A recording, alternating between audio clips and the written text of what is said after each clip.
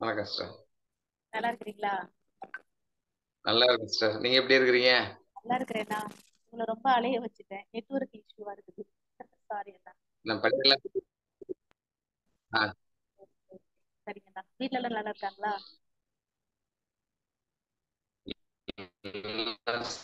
சிறப்பா இருக்கிறாங்க. ஒருத்தர் 5வது 6வது படிக்கிறாங்க. வீட்டம்மா வீட்டுல தச்சுக்கிட்டு இருக்காங்க. நாங்க லோக்கல்ல மெக்கானிக்கல் வேலை பாக்குறேன். அண்ணா உங்க பேரு, எந்த பங்கு, ஊரு? என் பேர் ஜான்சன். ஜான்சன். ஆமா. எந்த வீட்டம்மா பங்கு? பேரு எஸ்தர் பிரகலதா மேரி. ஆமா. மூத்த பையன் ஜான் ரூபன், அடுத்த பையன் ஜான் நெல்சன். குடும்பத்தோட பாடல் போட்டியில கலந்துக்கிட்டீங்க, மெய்ப்பெண் செய்தி கண்டக்ட் பண்ணதுல. ஆமா. அது கண்டிப்பா சிஸ்டர். குடும்பத்தோட கலந்துக்கிட்ட ஒரே ஒரு குடும்பம் உங்க குடும்பம் தான். நிறைவா கடவுள் ஆசீர்வதிப்பாராக. நாங்க ரொம்ப சந்தோஷமா ஃபீல் பண்ணோம். சந்தோஷம். Thank you sister. நன்றி, ஓகேண்ணா. ரொம்ப நன்றி. ஓகேண்ணா. ஓகேண்ணா. ஆஹ் சரிங்கண்ணா. இப்ப எப்படி நம்ம தவக்காலத்துல இருக்கிறோம். இந்த சரி. வருஷம் தவக்காலம் வந்து என்ன மாதிரியான தவக்காலமா இருக்கணும் அப்படின்னு சொல்லிட்டு நீங்க பிளான் பண்ணி வச்சிருக்கிறீங்களா? எதெல்லாம் செய்யணும், எதெல்லாம் செய்யக்கூடாது? இப்ப பொதுவான கருத்து அப்படின்னு சொல்ற மாதிரி இல்ல. இப்ப ஒரு சின்ன வட்டம்னு எடுத்துக்கிடுவோமே. நான் ஒரு கிளமுடிமண் என்னோட பங்கு. அதுல வந்து கிளைப்பங்கா இருக்கிறது பாஞ்சி சிலோன் காலனில ஆரோக்கிய மாதா ஆலயம் வந்து கிளைப்பங்கா இருக்குது. அதுல நாங்க ஒரு 50 குடும்பம் இருக்கிறோம். 50 குடும்பத்திலயுமே வந்து பல்வேறு சமூகத்தை சார்ந்த மக்கள் இருக்கிறாங்க. பல்வேறு பணிகள்ல இருக்கிற மக்கள் இருக்கிறாங்க. கூலி தொழிலாளி வந்து அரசு உடைமையில இருக்கிறவங்களும் இருக்கிறாங்க. ஆனா நல்ல ஒரு ஒற்றுமையா இருக்கிறோம். இப்ப சமீபம் ஒரு 3 வருஷத்துக்கு முன்னாடி தான் எல்லாருடைய பங்களிப்பையும் வச்சு ஒரு 60 லட்சம் ரூபாய்க்கு மேல செலவு பண்ணி ஒரு அற்புதமான ஆண்டவரோட ஆசீர்வாதத்துல ஒரு கோயிலை கட்டி முடிச்சோம். அவ்வளவு பேரோட ஒத்துழைப்பும் இருந்தது. ரொம்ப பாராட்டுக்குரியதா இருந்துச்சு. இப்ப அந்த கோவில் அந்த ஆலயத்துல தான் நானு ஒரு துணை உபதேசியார் மாதிரி இருக்கிறேன். இன்னொரு சிறப்பான கடவுளோட ஆசீர்வாதம் நிறைவா இருக்கிறனால பாடல் குழுவிலையும் இருக்கிறோம். ஒரு வழியில இந்த மாதிரியான காரியங்கள்ல ஆண்டவர் கூடிய காரியங்கள்ல அதிகமான ஈடுபாடு இருக்குது. குறுந்தகவல்ல உங்களோட செய்தியை பார்த்ததும் குடும்பத்தோட கலந்துக்கிறதுக்கும் கொஞ்சம் எளிதா இருந்துச்சு. கொஞ்சம் விருப்பமாவும் இருந்துச்சு. எதுக்கும் நேரத்தை செலவு பண்றோம். நம்ம கடவுளுடைய காரியத்துக்காக செலவு பண்றதுல என்ன தவறு இருக்கு? தவறு ஒண்ணும் இல்ல. ஆசீர்வாதம் கிடைக்கும்ல கண்டிப்பா. நிச்சயமா, நிச்சயமா. சந்தோஷம். ரொம்ப சந்தோஷம் தான். தவக்காலம் தவக்காலம் அப்படின்னாலே உங்களுக்கு நினைவுக்கு வரக்கூடிய விஷயம் அல்லது உங்களுக்கு ரொம்ப பிடித்த விஷயம்? தவக்காலம் அப்படின்னு சொன்னோம் அப்படின்னோம்னா செட்டன் டேர்ம்ஸ் அண்ட் கண்டிஷன்ஸ் சொல்றாங்கல்ல. அந்த மாதிரியான ஒரு ஃபீல் தான் நமக்கு. டேர்ம்ஸ் அண்ட் கண்டிஷன் சொல்றோம் அப்படின்னா சில வரையறைகள் இருக்கும். எந்த ஒரு விளையாட்டுனாலும் சரி, ஒரு பதவிக்குனாலும் சரி, ஒரு வேலைக்குனாலும் சரி, ஒரு வரையறைகள் இருக்கும். அப்படி வரையறைகள் இருக்கும்போது அதுல நம்ம சரியா பயன்பாட்டுக்கு கொண்டு வந்தோம் அப்படின்னா அதனோட வெளிப்பாடு நல்லா இருக்கும் அப்படின்றது என்னோட கருத்து. தவக்காலம் கத்தோலிக்கர்களுக்கு இந்த தவக்காலம் அப்படின்ற வார்த்தை ரொம்ப பொருத்தமானதா இருக்கும். ஒரு தேடக்கூடிய வார்த்தையாவும் இருக்கும். அது கத்தோலிக்கத்துல இருந்து நம்ம பேசும்போது பார்த்தோம்னா தவக்காலத்துல என்ன நானே ஒரு மறுசிறை மறு ஆய்வு பண்ணிக்க கூடியதா ஒரு காலமா பாக்குறேன். ஏன்னா அது உடல் அளவிலும் சரி, உள்ளத்துல ஆன்ம நலவிலையும் சரி, அந்த தவக்காலங்கள்ல என்ன மறு ஆய்வு பண்ணி பாக்குறதுக்கான ஒரு காலங்களா அது தவக்காலம் இருக்குது. ஏன்னா ஆண்டவருடைய பாடுகளை சிந்திக்கிற நேரத்திலையும் நம்மளை பத்தியும் நம்மளோட குடும்பங்களை பத்தியும் சுத்தி இருக்கிற நிகழ்வுகளையும் கம்பேர் பண்ணும்போது ஒப்பிட்டு பார்க்கும்போது அதனுடைய வெளிப்பாடு எப்படி இருக்குது? ஆண்டவர் சொன்ன காரியங்களை குறிச்சு இருக்குதா, இல்ல நம்ம உலகமயமான காரியங்களை குறிச்சு இருக்குதா அப்படின்றத மற்ற இதோட கம்பேர் பண்ணும்போது தெரியுது. அப்ப அதுக்கு தகுந்தமான ஒழுக்கத்தோட நம்மளோட கத்தோலிக்க பிள்ளைகளா திருச்சபை நடைமுறைகளை நமக்கு கொடுத்துருக்கு இல்லைங்களா? ஆமா, ஆமா. இதுதான் செய்யணும், நீ இதை செய்யக்கூடாதுன்னு. அதை நம்ம செய்யும் போது அந்த கடவுளுடைய வார்த்தைகளையும் கேட்கும் போது அழகா இருக்குது. அந்த அந்த நேரங்கள்ல நம்ம சிந்திக்கிறதுக்கு அது எதிர்காலத்துல அதனோட வெளிப்பாடு ரொம்ப அற்புதமா இருக்கு சிஸ்டர். உண்மையிலேயே நான் சின்ன பிள்ளையில இருந்து அதை கேட்டுக்கிட்டு இருக்கும் போது இன்னைக்கு அதோட என்ன ஒரு ஃபேமிலி மேனா ஒரு தகப்பனா குடும்ப தலைவரா இருக்கிறதுக்கு ரொம்ப பயனுள்ளதா இருக்குது. அத மற்ற எப்படி எனக்கு சொல்றதுன்னு தெரியல. நான் என்ன சொன்னது உங்களுக்கு சரியா இருந்துச்சுன்னா இல்ல ஏற்றுக்கிறேங்க. இல்ல எனக்கு புரியுது புரியுது. நம்ம சின்னதுல இருந்து நம்ம ஒரு சில விஷயங்களை பிராக்டிஸ் பண்ணிட்டு வரோம். நம்ம திரும்ப ஒரு ஃபேமிலியில இருக்கும் பொழுது அதுக்கான ஒரு ஆசீர்வாதம் ஆஹ் பயன் நமக்கு நிச்சயமா தெரியுது இல்லைங்களா? Okay, okay. கண்டிப்பா கண்டிப்பா. தவக்காலம் அப்படின்னா பிடிக்காத விஷயம் ஏதாவது இருக்குதா? இந்த பக்கம் சின்ன பசங்கள்ல இருக்கும்போது என்ன கொஞ்சம் நன்மை எல்லாம் வாங்கின பிறகு அந்த அருட்சாதனங்கள் திருவருட்சாதனங்கள்லாம் வாங்கிட்டு வந்த பிறகு இந்த 40 நாள் டெய்லி கோயிலுக்கு போகணும், வெள்ளிக்கிழமையான சிலுவை பாதைக்கு போகணும். அப்புறம் இந்த என்னடா கோயில்ல போய் நின்றுகிட்டு சிலுவையை தூக்கி வச்சுக்கிட்டு ஒவ்வொரு ஸ்தலத்துக்கும் எப்படியும் அது சராசரியா ஒரு 1 மணி நேரத்துக்கான ஒரு நிகழ்வா இருக்கும். அது பங்கு ஆலயங்கள்ல பார்க்கும்போது அப்படி போய்கிட்டு இருக்கும். சரிங்க. அது அது போக நான்வெஜ் சாப்பிடக்கூடாதுன்னு சொல்லுவாங்க பாத்தீங்களா?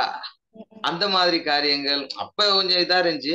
ஆனா அது பிற்காலத்துல யோசனை பண்ணி பார்க்கும்போது ஒரு கிறிஸ்தவ கத்தோலிக்கும் இதுதான் ஆண்டவருடைய பாடுகளை நீ வருஷம் ஃபுல்லா சிந்திக்கிறியோ இல்லையோ இந்த 40 நாட்கள்ல சிந்தி. அதுலயும் இன்னும் குறைவாக இந்த வெள்ளிக்கிழமை இருக்கிற வாரத்துக்கு ஒரு நாளும் சிந்திக்கிறதுக்கான ஒரு வாய்ப்பு. இந்த நான்வெஜ் எடுக்கக்கூடாது, அசைவ உணவுகளை எடுக்கக்கூடாது அப்படின்றத பார்த்தோம் அப்படின்னா நம்மளுடைய உடல் ரீதியான பாதைகளுக்கு அது ஒரு போன்விட்டம் பூஸ்ட் மாதிரி ஒரு ஹெல்த் கிடைக்கும். அதுல ரீசைக்கிளிங் பண்ற மாதிரியான ஒரு வாய்ப்பு அப்படின்றது சயின்டிபிக்கலா பின்னால புரிஞ்சுக்கிட்டது. ஆனா அன்னைக்கு கொடுக்க சின்ன கோவம் இருந்துச்சு. மற்றபடி அந்த இதுல ஒண்ணும் இல்ல. அந்த இதுல ஒண்ணு புரிதல் தான். இப்போ தவக்காலம் உங்களோட வாழ்க்கை உங்களோட ஆன்மீகம் ரொம்ப சிறப்பா இருக்க நீங்க முழு மனதார இதெல்லாம் நான் செய்வேன் இந்த தவக்காலத்துல அப்படின்னு சொல்லிட்டு நீங்க இப்போக்கி என்ன யோசிச்சு வச்சிருக்கிறீங்க? இந்த 40 நாளும் உங்க ஃபேமிலி லெவல்ல தனிப்பட்ட முறையில இந்த தவக்காலத்தை நீங்க எப்படி நீங்க ஸ்பெண்ட் பண்ண போறீங்க ஒரு புனிதமான நாட்களாக மாற்றுவதற்கு?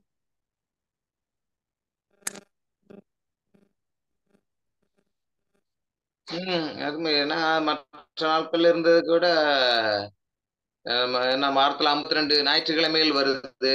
பட் அதுலயுமே அந்த ஈஸ்டர் சண்டே அப்படின்றது ஒரு உயிர்ப்பு பெருவிழா ரொம்ப பிரமிக்கத்தக்கது தான். அதே மாதிரி அந்த 40 நாள் எல்லா நாளும் நம்ம குடும்பத்துல அந்த குடும்ப பண்ணணும் அப்படின்னா முதல்ல குறிச்சு நம்ம சிந்திக்கிறோம். அப்ப அவரு அந்த ஒவ்வொரு ஸ்தலங்கள்ல சிலுவை பாதை குறித்த எண்ணங்களை நம்ம மறுபடியும் நாங்க கத்துக்கிட்டது பின்னால முன்னால எனக்கு சொல்லி கொடுத்தாங்க எங்க சிஸ்டர்ஸ் ஃபாதர்ஸ் சொல்லி கொடுத்தாங்க இல்லையா? இப்ப என் பிள்ளைகளுக்கு நான் வீட்டுல சொல்லி கொடுக்குறேன். அந்த குடும்பம் இடம் கிடைக்கிறப்பெல்லாம் பேசுறோம். பையனுக்கு அந்த பாட்டு படிக்கிறதெல்லாம் இப்படித்தான் ஆர்வம் வந்தது. அந்த நேரத்துல பாட்டு கீபோர்ட் போடு, அம்மா ஆடுறோம், ஒரு வசனம் சொல்லுங்க, ஒரு அதிகாரத்தை சொல்லுங்க, பாடல் சொல்லுங்க, சொந்தமா மன்றாடு சொல்லுங்க, ராகமா சொல்லுங்க, புதுசா திருப்பாடலுக்கான டியூன் நம்மள கம்போஸ் பண்ணும். இந்த மாதிரியான அதுலயே அந்த ஆர்வத்தை அந்த நம்ம ஒரு ஆன்மீகத்துக்குள்ளேயே கொண்டு வர்றதுனால எங்களுக்கு அது ஒரு புரிதலாவும் இருக்குது. வீணா தீர்ப்பிடாத இருப்பேன் முதல்ல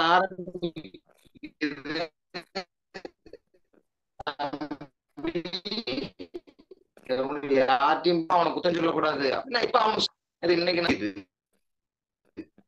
இப்படி ஒவ்வொரு ஸ்தலங்களை பத்தி சிந்திக்கும் போதும் கேக்குது சிஸ்டர். ஆடியோ கொஞ்சம் சரியில்லாம இருக்குது. ஓகே, பார்க்கலாம். சரிங்கண்ணா, கரெக்டா இருக்கு. பரவாயில்லைங்களா? இப்ப பரவாயில்ல. ஓகே. கொஞ்சம் க்ளோஸ் அப் வந்திருக்கிறேன், வேற ஒண்ணுல. ஆமா ஆமா, நீங்க அப்படியே நீங்க முன்னாடி இருந்த மாதிரி இருங்கண்ணா. சரி, ஓகேங்களா? ஓகே அண்ணா.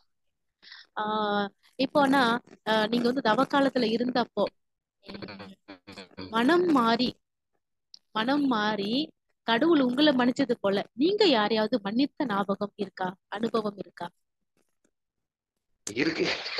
அதை இப்ப நம்ம சொல்லும் போது ஏன்னா நம்ம குடும்பத்துக்குள்ள அப்படி இருக்கும் போது பைபிள் இவ்வளவு நாள் ரசத்தை வச்சுக்கிட்டு இருக்கானே, மனசுல வச்சுக்கிட்டு இருந்திருக்கிறானே அப்படி இல்ல. அதுல ஒண்ணும் பிரச்சனை. சொல்லிட்டேன், நான் வீட்டுல சொல்லும் போது தெரிஞ்சது. ஏன்னா எனக்கு திருமணம் ஆகி 13 வருஷம் முடிய போகுது.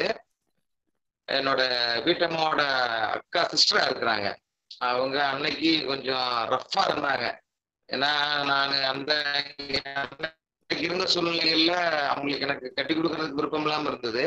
அந்த அந்த ஒரு சூழ்நிலையில கொஞ்சம் ரஃபா இருந்தாங்க. அவங்கள பேசக்கூடாது, வைக்க கூடாது அப்படின்ற மாதிரியான ஒரு மனநிலையிலே இருந்தேன். என்ன ரொம்ப என் சொந்தக்கார பையனை தாண்டி தங்கச்சி மாப்பிள்ளன்றதை தாண்டி பேசுனாங்களா, அது கொஞ்ச நாளைக்கு எனக்கு அது ஒரு மாதிரி இருந்துச்சு. அப்புறம் அவங்க நமக்கு புரிஞ்சுக்கிட்டு அவங்களும் நானும் சிஸ்டர் நானும் ஒன்னாதான் எம்ஏ பண்ணணும் சிஎஸ் காலேஜ் திருநெல்வேலியில. அதுக்கு பிறகு அவங்களோட பணிகள் நிமித்தமா நான் அவங்களுக்கு உதவி பண்றது, என்ன சந்தேகங்கள் எதுனாலும் அவங்கள்ட்ட கேட்பேன், வீட்டம்மா மூலியமா அவங்கள்ட்ட கேட்பேன். அது போக மாமாவும் நல்ல இந்த ஆன்மீக காரியங்கள்ல இன்ட்ரெஸ்டா இருந்தாங்க போறது வர்றதுக்கு. அப்புறம் அவரோட இறப்புக்கு பிறகு அவங்களுக்கு மூத்த மாப்பிள்ளை ஆகி போறேன் நானு. அவங்களோட இருக்கும்போது இனிமேல் நமக்கு கடவுள் விட்டதுன்னா அந்த பிள்ளைக்கு செய்யறதுக்கு என்ன அப்படின்றப்ப கடவுளுக்குன்னு வாழ்க்கை வச்சிருக்கேன். சரி ரைட்டு, நம்ம மேல கோவப்பட்டது நம்ம என்னதை பெருசா நினைத்துக்க, நம்ம மேல இருக்கிற அக்கறையில தானு ஒரு இதா எடுத்து அதை பொசிட்டிவ் எடுக்காம பாசிட்டிவா எடுத்துக்கிட்டேன். இன்னைக்கு அவங்கள்ட்ட பேசி அது ஒரு பெருசா நான் பெருசுபடுத்திக்கிடல.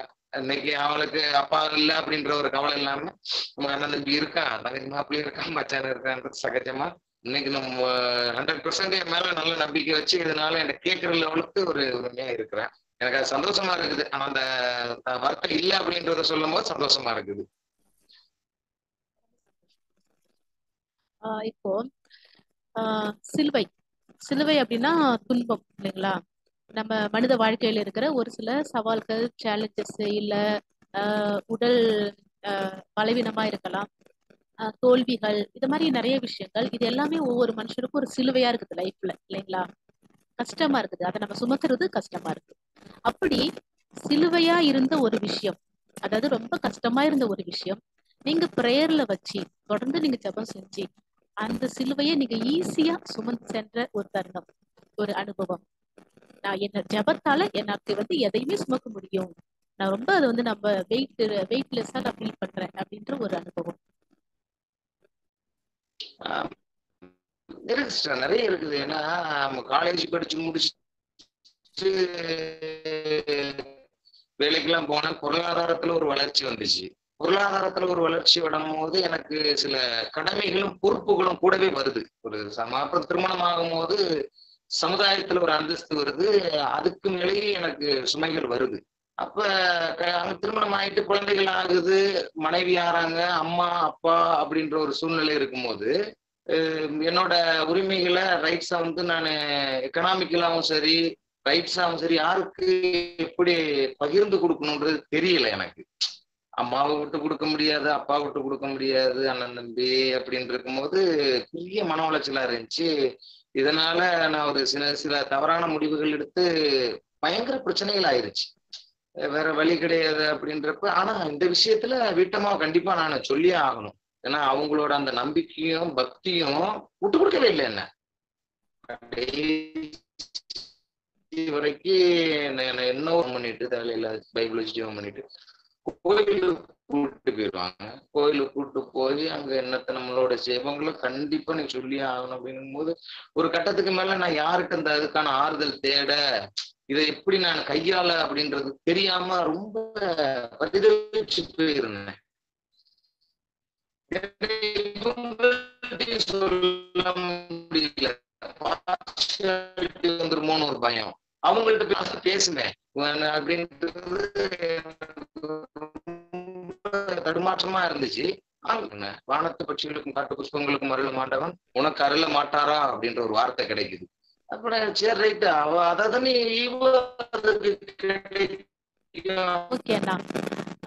இப்போ சிலுவை அப்படின்னாலே நமக்கு ஒரு கஷ்டமான ஒரு விஷயம் இல்லைங்களா? நம்மளால சுமக்க முடியாது. ஏன்னா நம்ம மனிதர்கள் பலவீனமானவர்கள். இப்போ நமக்கு உடல்நிலை சரியில்லாம இருக்கும்பொழுது, கஷ்டம் வரும்பொழுது, கடன் வரும்பொழுது, இழப்புகள் வரும்போது, தோல்விகள் வரும்பொழுது, அதுதான் ஒரு பெரிய சிலுவை இன்றைக்கு மனுஷனுக்கு. இந்த சிலுவைய பிரேயர் மூலமா நான் ரொம்ப ஈஸியா கடந்து வந்தேன் என் லைஃப்ல அப்படின்ற ஒரு அனுபவம். அப்படிதான் சார் நமக்கு. ஏன்னா நான் காலேஜ் முடிச்சு வேலைக்கு போக ஆரம்பிச்சேன். வேலைக்கு போகாத பொருளாதாரங்கள் வந்துச்சு. பொருளாதாரங்கள் வரும்போது ஒரு பொறுப்புகளும் வருது. பொறுப்புகள் வரும்போது கடமைகள் வருது. எனக்கு அடுத்தது குடும்பத்துல தேவையான வேலைகள் செஞ்சு வீடு கட்டணும், அம்மா அப்பாவுக்கு எதுவும் வாங்கி கொடுக்கணும், வாங்கின கடன் அடைக்கணும். அடுத்து கல்யாணம் முடிக்கிறேன். திருமணமான பிறகு மனைவிகள் வர்றாங்க, மனைவி பிள்ளைகள் ஆகிறாங்க. அதுக்கு பிறகு பொறுப்புகள் கூடுது, எனக்கு கடமைகள் கூடுது, அவங்களுக்கு தேவையானது செய்யணும். இதுக்கு இடையில என்னோட பொருளாதாரத்தை வச்சு நான் மக்கள் மனைவிக்கு செய்யறதா, அம்மாவுக்கு செய்யறதா, அண்ணன் தம்பிக்கு செய்யறதான்ற ஒரு சிக்கல் வந்துச்சு. அப்ப என்ன பண்ணேன்னா, அது ஒரு குழப்பமான சூழ்நிலை இருந்துச்சு. என்ன எப்படி செஞ்சாலும் யாருக்காவது ஒண்ணு பிடிக்காம போயிருது. எப்படி காம்ப்ரமைஸ் பண்றதுன்னு எனக்கு தெரியல. இதனால ஒரு சில தவறான முடிவுகள் எடுத்து இவங்களுக்காண்டி அவங்களை பேசுறது, அவங்களுக்காண்டி இவங்கள்ட்ட சண்டை போடுறதுன்ற மாதிரியான ஒரு சூழ்நிலை இருந்துச்சு. அது எல்லாத்துக்கும் மனசுக்கு ரொம்ப கஷ்டமா இருந்துச்சு. ஆனா இந்த நேரத்துல என் மனைவியை நான் கண்டிப்பா நினைச்சு பார்க்கணும், சொல்லி ஆகணும். எவ்வளவு நைட்ல நான் தூங்காம இருந்தாலும், அந்த குழப்பத்துல நான் பிணாத்திக்கிட்டு இருந்தாலும், என் தலைமாட்டில் உட்காந்து பைபிள் வச்சு ஜெபம் பண்ணிட்டு ஒரு சில வார்த்தைகள் சொல்லுவாங்க. அன்னைக்கு அது ஆறுதலா இருக்கும். அப்படி போய்கிட்டு இருந்த நாட்கள்ல எனக்கு ஒரு வெளியூர் திருப்பலியில ஒரு பாதர் நற்செய்தியில மூலமா சொல்றாங்க, எனக்கு பிரசங்கத்துல சொல்றாங்க, வானத்து பட்சிகளுக்கும் காட்டு புஷ்பங்களுக்கும் அருளும் ஆண்டவன் உனக்கு அருள மாட்டாரா அப்படின்னு சொல்றாங்க. அப்ப நமக்கும் வலி இருக்குது அப்படின்னு தொடர்ந்து இன்னும் நான் அந்த விவிலியத்துல என்னோட கவனத்தை செலுத்த ஆரம்பிச்சேன். திருப்பலிகள் எங்க நடந்தாலும் போய் அதை கேட்க ஆரம்பிச்சேன். அதுல இந்த பிரசங்கங்கள் மூலியமா நிறைய வார்த்தைகள் கிடைச்சு. ஒரு கதை சொல்ற மாதிரி தான் சொல்றாங்க. நீ செய்யன்னு சொல்ல முடியாது, வெளியூர்ல இருந்து சாமியார் வருவாங்கன்னு சொல்ல மாட்டாங்களே. அதுல இருந்து எடுத்துக்கிட்டேன். அதை எடுத்து என்னோட வாழ்க்கைக்கு நான் கம்பேர் பண்ணும்போது சில விஷயங்களை அப்டேட் பண்றாங்க என்னோட லைஃப்ல. அதை அப்ப நீ பேசாம இருக்கணும்பா. அவங்க மார்மியா மருமக, அவங்க 2 பேரும் இன்னைக்கு சண்டை போட்டுக்குவாங்க. நீ வேலைக்கு போனதும் அவங்க 2 பேரும் ஜாலியா இருப்பாங்க அப்படின்ற மாதிரியான ஒரு கதைகள் இருந்தது. இது பிராக்டிக்கலா யோசனை பண்ணும்போது உண்மை. நம்ம எதுக்கு 2 பேர்த்துக்கும் போட்டு கஷ்டப்படுத்திக்கிட்டு இருக்க அப்படின்னும் போது அதை அவங்களும் பாத்துக்குவோம் அப்படின்ட்டு அப்படி நான் கேஷுவல் ஆகுறேன். அதுக்கு பிறகு வெளியில போக வர்றது காமனா வாங்கிட்டு வரேன். ஒரு பூ வாங்கிட்டு வந்தாலோ ஒரு புடவை வாங்கிட்டு வந்தாலும் காமனா 2 வாங்கிட்டு வரேன். 2 பேரும் ஷேர் பண்ணிக்கிறாங்க. இது தனித்தனி செப்பரேட் பண்ணாம கொண்டு வரும்போது இந்த மாதிரியான வழிவகைகளையும் நான் தொடர்ந்து திருப்பலிக்கு போகும்போது அங்க பிரசங்கங்கள் மூலியமா எனக்கு கிடைச்ச இந்த ஐடியாக்கள்லாம் அது எனக்கு இந்த வாழ்க்கைக்கு, என்னுடைய இந்த சாதாரண வாழ்க்கைக்கு பண்ணி பார்க்கும்போது ரொம்ப பயனுள்ளதா இருக்கு. அங்க போகும்போது, கடவுளோட வீட்டுக்கு போகும்போது ஜெபம் பண்றதுக்கான வாய்ப்பு கண்டிப்பா இருக்கும். அது நல்லா விவிலியத்துல நம்ம சொல்றது தானே, கடுகளவு விசுவாசம் இருந்து நீ அந்த மலையை பெயர்ந்து போ என்று சொன்னால் பெயர்ந்து போன்னு சொல்லி இருக்கிறாங்க. அந்த கடுகளவு விசுவாசம் அந்த மாதிரி இப்ப எவ்வளவு நம்பிக்கை வச்சிருந்தா அப்படின்னா, எங்கேயோ கிடைக்க வேண்டிய என்ன இன்னைக்கு ஒரு மனுஷனாக்கி ஒரு குடும்பத்துக்கு தலைவனாக்கி 2 பிள்ளைகளை எவ்வளவு உயர்த்தி இருக்கிறார் கடவுள். நன்றி சொல்லணும் இல்லையா? அதுக்காகவே நான் தொடர்ந்து கோயிலுக்கு போறேன். இதுல இன்னொரு விஷயம் கூட சொல்லுவாங்க, நம்ம இல்லைங்கனக்குள்ள ஒரு ஆள் சொல்றாங்க அப்படிங்கிற ஒரு நன்றி சொல்றேன், நான் உங்களுக்கு சிஸ்டர் நன்றின்னு சொல்றேன். அதுக்காக நீங்க தொடர்ந்து என்ன காணொலி சர்டிபிகேட் அனுப்புனதுல இருந்து என்ன இந்த வீடியோ கால் இந்த மாதிரியான விஷயங்கள் இருக்கும்போது நாளைக்கு எனக்கு ஒரு நன்மை கிடைக்க போகுதுன்ற ஒரு முழுமையான நம்பிக்கையோட நான் கடவுளுக்கு நன்றி சொல்றேன். அந்த நன்றி சொல்லும் போது நான் என் பையனை ஏமாத்த மாட்டேன்ல சிஸ்டர். அதை பாரு எங்க அப்பா என்ன எப்படி ஏமாத்துவாங்க, கடவுள் என்ன கண்டிப்பா ஏமாத்த மாட்டாங்கல்ல. இந்த நம்பிக்கை இன்ன வரைக்கும் என்ன வாழ வச்சுக்கிட்டு இருக்கு. இது அசாத்தியமா இருக்குது, அழகா போகும். கண்டிப்பா பிள்ளைக்கு மீனை கேட்டா எந்த அப்பனும் பாம்பை கொடுக்க மாட்டாங்கல்ல. மனுஷனா நான் இப்படி செய்யும் போது என்ன படைச்ச கடவுள் எனக்கு என்னெல்லாம் செய்வாங்க அதை நினைச்சு நான் சந்தோஷமா இருக்கிறேன், பூரிப்பா இருக்கிறேன். என் குடும்பத்தை ஜாலியா கொண்டு போறேன். இது ஜெபத்தால கிடைக்கும்ன்றது உண்மை.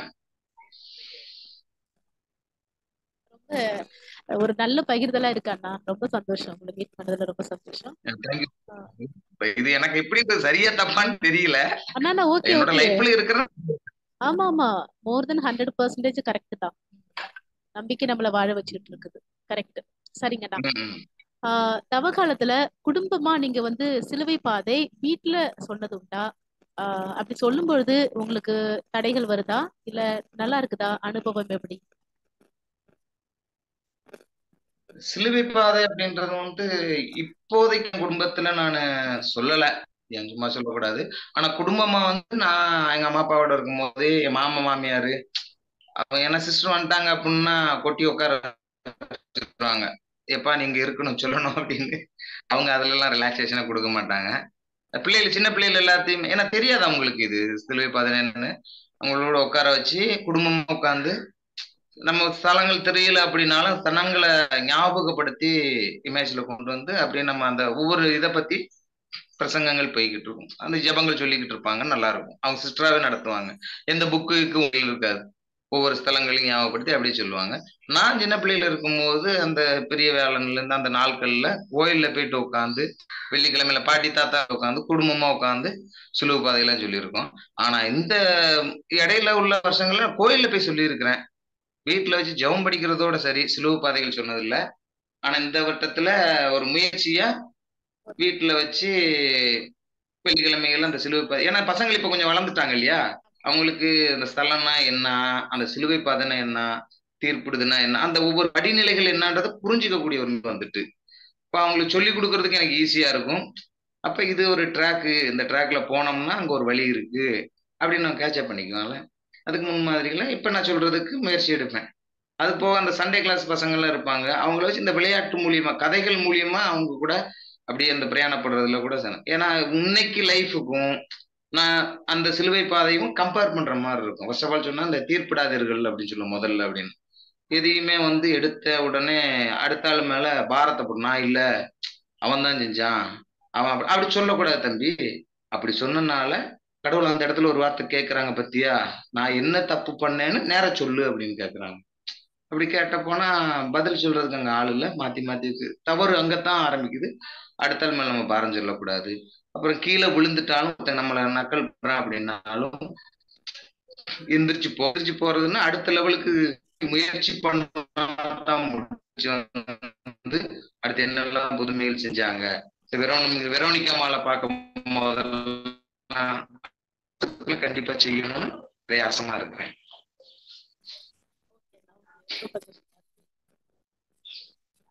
சரிங்கண்ணா.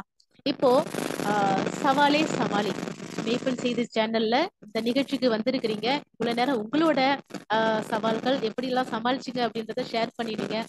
ரொம்ப ரொம்ப சந்தோஷம். அதாவது எனக்கு பிடித்த ஒரு பாடலை கேட்கும்போது நான் எப்படி சந்தோஷமா நான் கேட்டுட்டு அப்படி இருப்பேன் பாத்தீங்களா, அது மாதிரி இருந்துச்சு உங்களோட ஒரு ஷேரிங் கேட்டுட்டு இருக்கும்போது. ரொம்ப ரொம்ப சந்தோஷம். தேங்க்யூ அண்ணா. தேங்க்யூ. புரியல.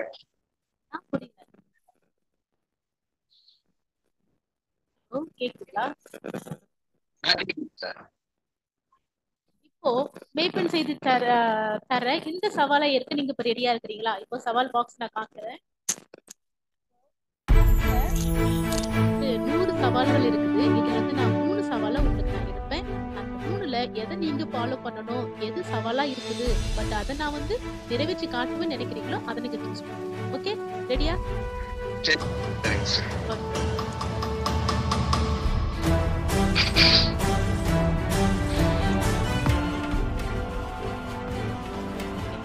முதல் 1வது சவால், குடும்பத்தோடு ஒரு அதிகாரம் விவிலிய வாசிப்பு.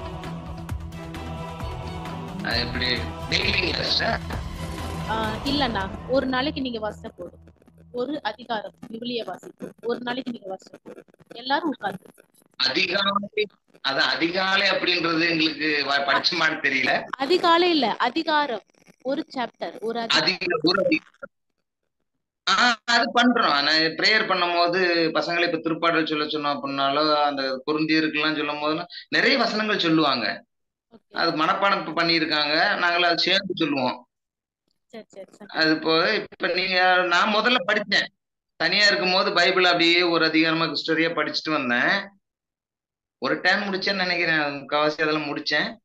அது பிறகு இப்ப குடும்பத்துல அந்த குறிப்பிட்ட வசனங்கள் நமக்கு காலண்டர்ஸ்ல எல்லாம் கொடுத்துட்றாங்க இல்லையா, இன்னைக்கு நற்செய்தி இது இதுன்னு கொடுத்துருக்குது, அதை எடுத்து படிச்சிடும்.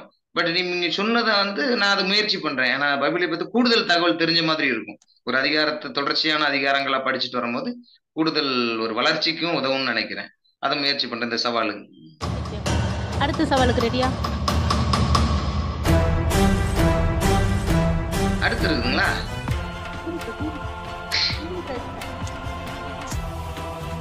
தெரியாத ஒரு புனிதர் வரலாறு, அற்புதம், அனுபவம் தெரிந்து கொள்ளுதல், அதை பகிர்தல். அதாவது இதுவரைக்கும் உங்களுக்கு தெரியாத ஏதாவது ஒரு புனிதர் பற்றி, அவங்களோட வரலாறு பற்றி, அவங்களோட அனுபவம், அவங்களோட அற்புதம் அதெல்லாம் பற்றி நீங்க தெரிஞ்சுக்கிறது, அதை மற்றவங்களுக்கு ஷேர் பண்றது. இருக்குது. ஏன்னா இப்ப கோயில்ல ஒரு கேட்டாக் ஒண்ணு போடுறாங்க, டெய்லி ஒவ்வொரு புனிதரோட ஃபீஸ்ட் என்ன அப்படின்ற மெசேஜ் போட்டுறாங்க. ஏன்னா அப்ப அவங்கள பத்திய தகவல் கொஞ்சம் கொஞ்சம் தெரியுது. அதான். ஆனா புனிதர்கள் பெயர் ரிப்பீட்டடா இருக்கிறதுனாலயும் அதெல்லாம் இங்கிலீஷ் வேர்ட்ல இருக்கிறதுனாலயும் நிறைய மனசுல வச்சுக்க முடியல. ஆனா தகவல் கிடைக்குது. முடிஞ்ச அளவுக்கு நமக்கு கிடைச்சத இன்னொருத்தருக்கு பகிர்ந்துக்கிறதுக்கு முயற்சி பண்ணலாம். ஓகே. அடுத்து மூன்றாவது.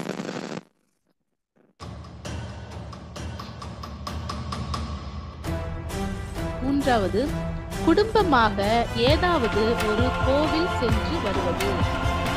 ஆலயம். இந்த சேலஞ்சு நான் செஞ்சிருக்கிறேன்.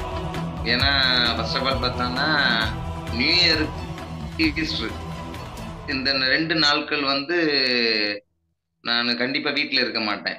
ஏன்னா திருமணமான பிறகு, ஏன்னா திருமணமா குழந்தைகள் ஆன பிறகு கிறிஸ்துமஸ் மிட் நைட் மாஸ் முடிச்சுட்டு வந்தது ஏர்லி மார்னிங் பக்கத்துல இருக்கிற ஏதோ ஒரு திருத்தலத்து கோயிலுக்கு ஃபேமிலியா ரன் ஆயிருவோம். அன்னைக்கு வீட்டுல சாப்பாடு இருக்காது. மத்தியானத்துக்கு மாமா வீட்லயோ ரிலேட்டிவ்ஸ் வீட்டுல தான் ஆஃப்டர் லஞ்ச் தான் நாங்க போவேன். மத்து போயிட்டு அன்னைக்கு எப்படியும் பக்கத்துல இருக்கிற சர்ச்சஸ்ல மத்தியானம் மாசம் இருக்கும். அந்த மாசம் முடிச்சுட்டு இது ஒரு ஹாபியாவே வச்சுக்கிட்டு இருக்கிறேன் நான். முடிச்சுட்டு அதுக்கு பிறகு வந்து லஞ்ச் அவங்க கூட சேர்ந்து சாப்பிட்டுட்டு என் வீட்டுக்கு வந்துட்டு ரிலாக்ஸ் ஆயிருவேன். இது ஈஸ்டர் சண்டேக்கு வந்து 40 நாள் எந்த டேஸ்ல இருக்கிறோம்.